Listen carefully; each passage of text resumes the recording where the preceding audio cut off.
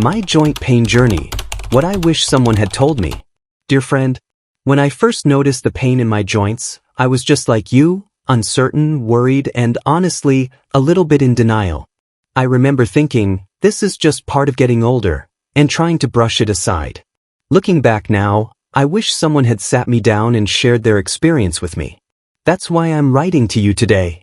I'm not a doctor, just someone who's walked this path before you. 5 years ago, at 67, my joint pain became impossible to ignore, and it took me longer than it should have to get the help I needed. I don't want that for you. The morning I couldn't tie my shoes. I still remember that Tuesday morning. I'd been having pain in my knees for months, but I kept telling myself and my wife that it was just from working in the garden too long. That morning, I couldn't even bend down to tie my shoes. The pain was sudden and intense, nothing like the usual morning stiffness I'd grown accustomed to. Now I know that sudden, intense pain without an obvious cause is one of the warning signs that shouldn't be ignored. My body was trying to tell me something important, but I wasn't listening yet. When my grandson asked about my red knee, during a visit from my daughter and her family, my 6-year-old grandson pointed to my knee and asked, "Grandpa, why is your knee so big and red?" Kids don't miss a thing, do they? I hadn't even noticed how swollen and red my right knee had become compared to my left. If your joints show visible swelling and redness, especially if the skin feels warm to the touch, please don't make my mistake of thinking it will just go away. These visible changes are your body's way of sending up a red flag. The fever that finally got my attention. What finally pushed me to see my doctor wasn't even the joint pain itself. One night, I developed a low-grade fever and felt absolutely awful, like I had the flu. My wife insisted this combination of joint pain and fever wasn't normal. She was right. It turned out I had an infection in my knee joint that could have caused permanent damage if left untreated. The fever was my body's way of fighting the infection. When joint pain comes with fever or general illness, it's your body telling you something serious might be happening. Those long, painful nights. Before I got proper treatment, the nights were the worst. I'd fall asleep exhausted, only to wake up at 2 or 3 a.m. with pain so intense I couldn't get back to sleep. I'd sit in my recliner for hours, watching old westerns until morning, just to distract myself from the pain. If your joint pain is waking you up at night, that's not something to push through. It's another signal that what you're experiencing isn't just normal aging.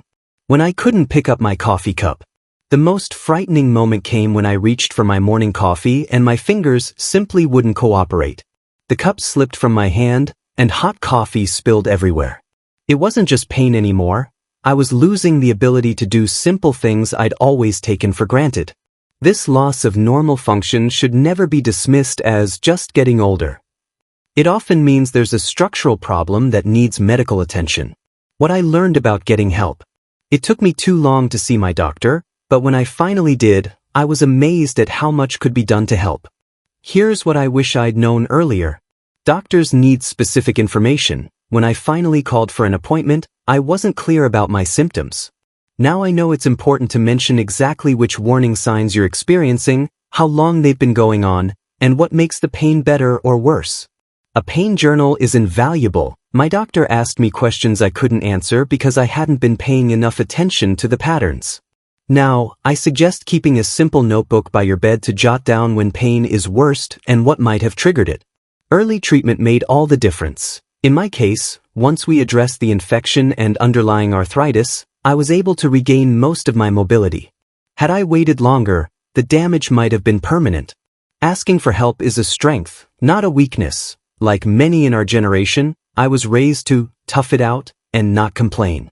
Now I understand that seeking help for joint pain isn't weakness.